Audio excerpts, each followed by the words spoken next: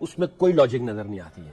वो भी मानता होगा, बट जाहिर है दुनिया को बताने के लिए हमारा घर नहीं है, हमारी जगह नहीं है, होम सीरीज नहीं है। क्रिकेट में एक और ऐसी चीज है, सारी दुनिया की क्रिकेट जैम हो जाती है, सारी दुनिया की क्रिकेट रुक जाती है। जिस 2.5 महीने के अंदर इंडियन प्रीमियर लीग होती है, सारे दुनिया के स्टार्स वहां जाते हैं और जो उनको लुक्रेटिव स्पॉन्सरशिप की सूरत में पैसे मिलते हैं, यानी कि वो इतने पैसे वो शायद सारे साल नहीं कमाते। आप ये नहीं मान सकते, हो सकता है मैक्सवेल का बैड डे हो आज। बैड डे इतने बड़े मैच में इतने बड़े प्लेयर का बैड डे, मैंने मैक्सवेल को इंडिया के खिलाफ परफॉर्म करते हुए ही नहीं देखा।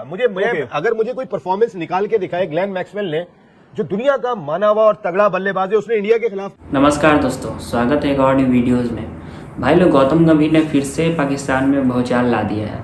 इस बार उन्होंने इंजामम उल हक को ऐसा करारा जवाब दिया है कि पाक मीडिया रोने लगी।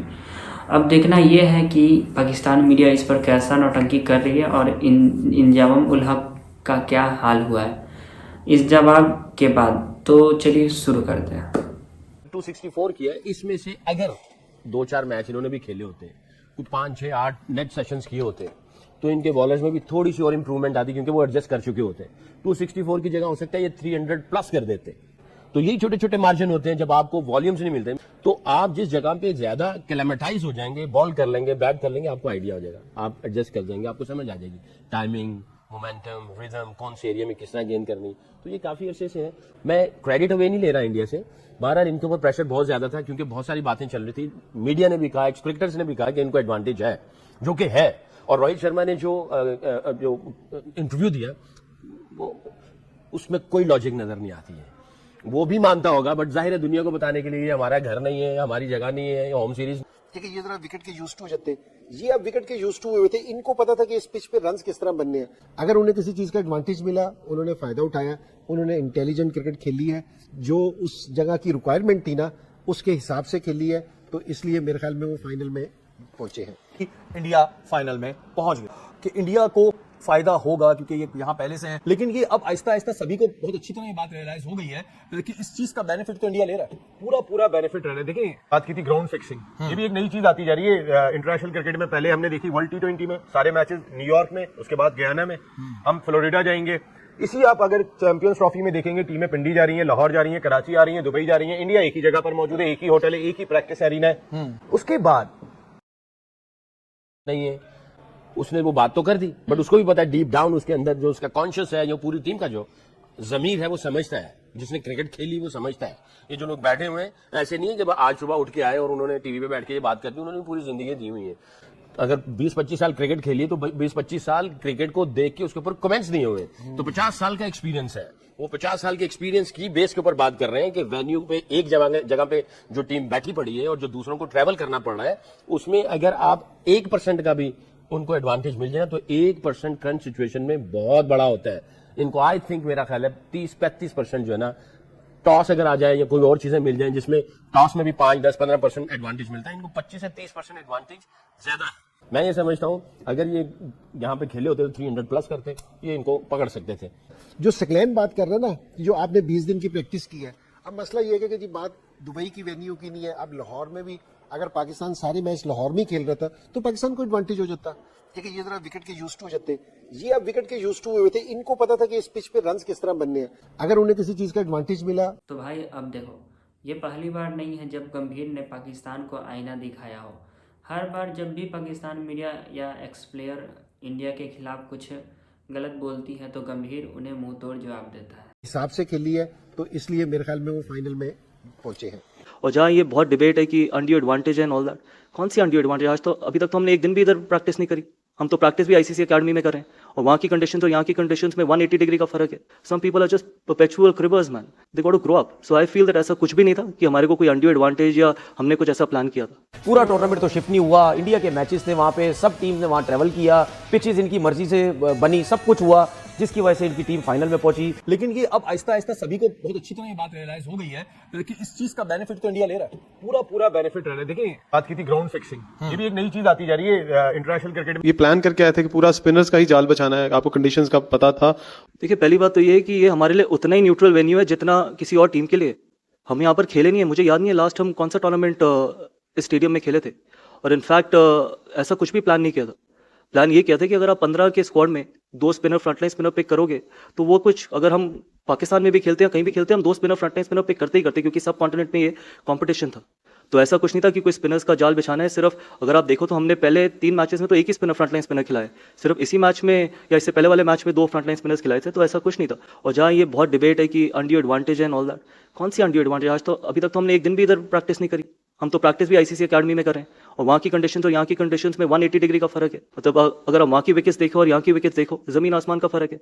सम people are just perpetual cribbers man, they got to grow up. So I feel that ऐसा कुछ भी नहीं था कि हमारे को कोई अनड्यू एडवांटेज या हमने कुछ ऐसा प्लान किया था। मैच शो कर रहे थे तो सकी भाई ने कहा था कि फेवरेट जो है वो इंडिया लग रही है, बिकॉज हर तरह से सारे बॉक्सेस टिक हैं उनके, इन कंडीशंस, ये कंडीशंस उनको सूट करती हैं। तो इंडिया को जाहिर है वो एक ही जगह पे है, एक ही जगह पे खेल रहे हैं, उनको पता है किस अंदाज से क्रिकेट खेलनी है, किस तरह चलनी है। इन्होंने जो रन्स बनाए ऑस्ट्रेलिया ने, मैं ये समझता हूं अगर ये एक आध हफ्ता पहले 2-3 मैच खेले होते तो ये कम से कम ये 267 जो इन्होंने किया है, 264 जो 264 किया है, इसमें से अगर 2-4 मैच इन्होंने भी खेले होते, कुछ 5-6-8 नेट सेशंस किए होते, तो इनके बॉलर्स में भी थोड़ी सी और इंप्रूवमेंट आती, क्योंकि वो एडजस्ट कर चुके होते। 264 की जगह हो सकता है ये 300 प्लस कर देते। तो यही छोटे छोटे मार्जिन होते हैं जब आपको वॉल्यूम्स नहीं मिलते।